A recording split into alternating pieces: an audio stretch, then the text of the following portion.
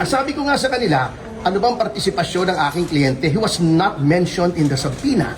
Oh, hindi naman siya inirereklamo. Sabi ko, kung talagang gusto nyo mag-imbestiga, bakit hindi nyo ipatawag? Yung itinuturo, ba't yung nagtuturo ang ipinatatawag nyo? At i-interview nyo isa-isa para bang sila gumawa ng krimen? Hindi po tama ito.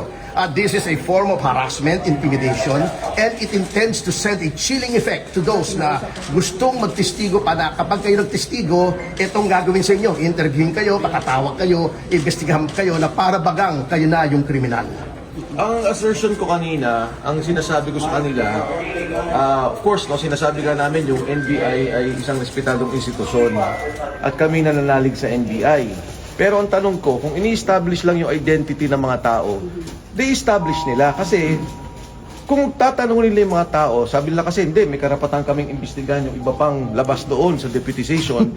Sabi ko nga, inland crime to eh. Wala namang kaso itong mga taong to.